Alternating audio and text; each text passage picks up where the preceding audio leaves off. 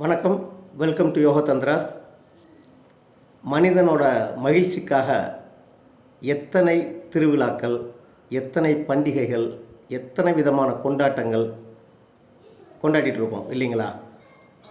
உதாரணத்துக்கு பார்த்திங்கன்னா நம்ம தீபாவளி, போகி, பொங்கல், கிறிஸ்மஸ், ரம்ஜான், பக்ரீத், கிருஷ்ண ஜெயந்தி, மகாவீர் ஜெயந்தி, எத்தனை பண்டிகைகள் கொண்டாட்டங்கள் பாருங்கள். சித்திரை திருவிழா, அவங்கவுங்க ஊரில் பார்த்திங்கன்னா வைகாசி திருவிழா, பங்குனி திருவிழா, இன்னும் பார்த்திங்கன்னா அந்தந்த ஊர்களுக்கே உரிய கோயில்கள் திருவிழா, இப்படி விசேஷங்களுக்கு நம்ம ஊரில் பஞ்சமே கிடையாது. எல்லாம் எதுக்காக நம்ம ஏற்கனவே பார்த்துருக்கோம், நமது மன மகிழ்ச்சிக்காக பண்ணுறது.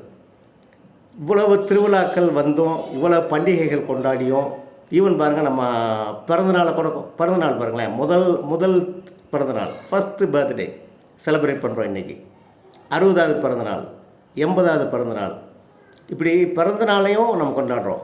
இறந்த நாளையும் கூட கொண்டாடுறோம். வயசானவங்க இறந்துட்டாங்க அப்படின்னு சொன்னால் கொண்டாடுறோம். ஒரு வருஷம் ஆயிடுச்சா, அதுக்கு ஒரு கொண்டாட்டம்.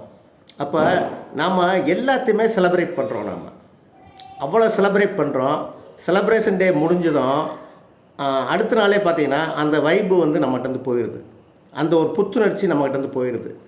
என்ன காரணம் அப்படின்னு நம்ம யாருமே யோசிக்கிறது இல்லை. யோசிக்கிறதுக்கு நேரம் இல்லை அப்படின்னு கூட வச்சுக்கலாம். நாம் எதை இழக்கிறோம் அப்படின்னு பார்த்திங்கன்னா, உண்மைத்தன்மையை உணர மறந்துட்டோம். அதாவது ஞானத்தை மறந்துட்டோம். எது உண்மையான மகிழ்ச்சி அப்படிங்கிறத மறந்துட்டோம்.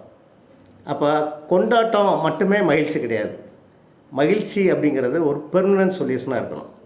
டெம்பரரியாக, அதாவது உதாரணத்துக்கு பார்த்தீங்கன்னா, ஒரு வீட்டில் எலி செத்து கிடக்குன்னு சொன்னால் அந்த எலியை தூக்கி போடுறது தான் புத்திசாலித்தனம். அப்படின்னா தான் அந்த ஸ்மெல், கெட்ட வாடை இல்லாமல் இருக்கும். அதே எலியை வச்சுக்கிட்டு பத்தியை பொருத்தி வச்சோம்னா அங்கே வாடை மறையுமா, கொஞ்ச நேரத்துக்கு இல்லாமல் இருக்கும். இதுதான் நம்ம பண்ணிகிட்ருக்கோம்.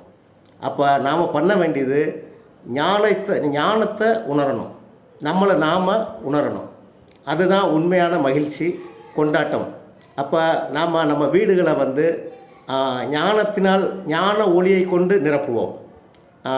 தீப ஒளிக்கு மாற்றாக ஞான ஒளியையும் ஏற்றுவோம். அப்படி பண்ணினால் தினம் தீபாவளி தான், கொண்டாட்டம் தான். வாழ்த்துக்கள். நன்றி.